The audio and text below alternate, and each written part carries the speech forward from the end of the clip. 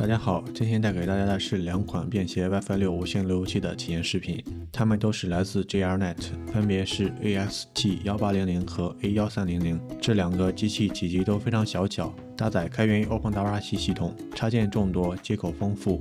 看看这两款产品能否满足旅行携带、学生宿舍和租房等的需求。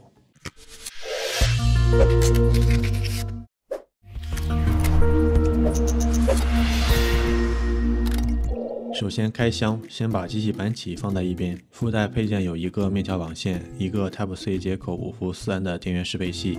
拆开防尘袋后，看到机器板起非常小巧，肩线是可收纳设计，展开可以获得比较好的信号。在收纳的时候可以直接收起，节约空间。机身背面是镂空设计，内部还能看到一个风扇。是的，这款机器内置散热风扇，避免高负载使用时的发热严重导致的不稳定。A1300的配件和 AXT1800差不多，附增网线和电源适配器就不过多介绍了。开箱完毕后，可以看到 AXT1800的正面依次是 Type-C 供电接口、USB 3.0A 口、3个千兆有线网口。机器左边有一个 7F 卡插槽，最大支持512G 的内存卡，可以比较方便的扩容机器存储。右边是有一个重置孔和模式切换开关。机器整体尺寸是长125毫米，宽82毫米，高36毫米，重量240克左右，一部手机的重量。A1300的外观设计和 AXT1800一脉相承，体积上要小一号，除了缺少 7F 卡插槽外，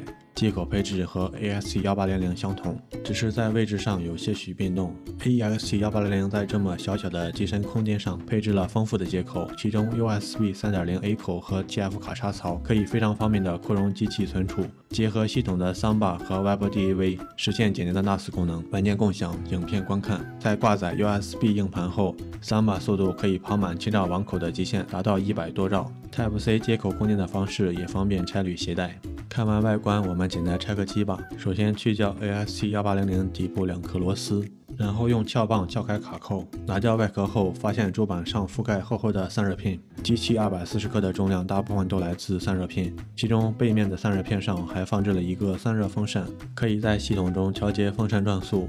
机身左右两侧是镂空设计，方便散热，还在如此小巧的空间塞上了散热风扇。非常好奇 AXT1800的性能表现如何。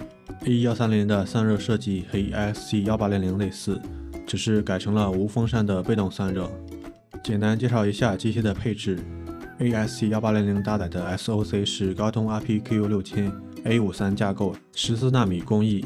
4核心 1.2G CPU 加单核 1.5G NPU。A1300搭载的 SoC 是高通 RPQ4018， 4核心710兆赫兹 CPU。AXT1800的无线部分是 2.4G 5G WiFi 6协议，分别内置了独立信号放大器，在 5G 频段最大协商速度是1200兆， 2.4G 最大协商速度是600兆。用 M1 MacBook 的无线链接 AXT1800的 5G 频段 ，ARPU 30G 可以跑到600多兆。A1300的无线规格是 2.4G 5G 的 WiFi 5协议，5G 下最大协商速度是866兆， 2.4G 最大协商速度是400兆， ARPU 30G 可以跑到370兆左右。我们通过 ARPU 3测试有线基础带宽性能，两台机器都可以轻松跑满千兆网口的极限速度。前面提到 AXT1800配备单核 1.5G 的 NPU， 这个 NPU 是专门用来处理数据包转发的芯片，主要的工作是收到数据包后，按照包的地址快速转发出去，释放 CPU 的压力。用人话讲，普通的上网数据处理包转发可以用这个 NPU 去做，不占用 CPU 的性能，有点类似苹果 M1 芯片的 H265 加速模块。在电行带宽速度测试时，由于 NPU 的介入， CPU 几乎没有出力。既然普通上网不能充分利用 CPU 的性能，那我们刷个固件，解锁一下外网加密能力。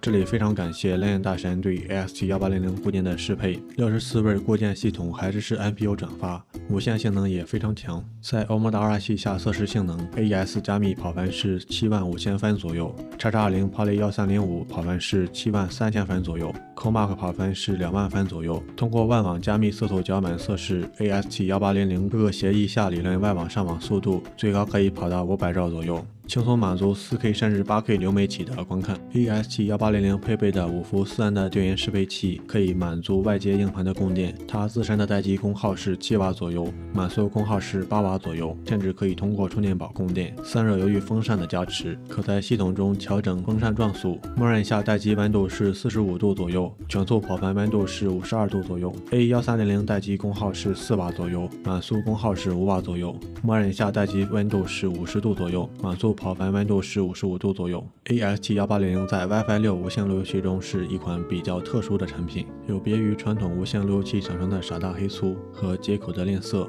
连个 USB 接口都不给，做到了体积小巧、接口丰富的同时，预装了 Open 导览器静置系统，功能插件丰富，做到了高可玩性。而且源码开源可以编译刷写第三方固件，开启外网加密功能，满足网络方面的各种需求。体积小巧，功能丰富，可以轻松胜任出差旅行携带、学生宿舍和作坊等的使用需求。很多人觉得 AST1800 519元的售价偏高，其实也能理解，做到了体积小巧，功能丰富。针对的人群不是大众消费者，就注定销量没法和传统无线路由器相比，销量不高，你拿芯片生产环节的成本就高。强如苹果也在今年砍掉了 iPhone mini 的产品线。A1300在体积缩小的同时，配置得到了减配，但399元的售价相比 AST1800也便宜了很多。唯一的问题是刚上市，第三方固件的支持还不多。最后，本期视频结束，觉得视频有用的观众老爷们可以动动手点个关注，一键3连，谢谢大家。Are they must die?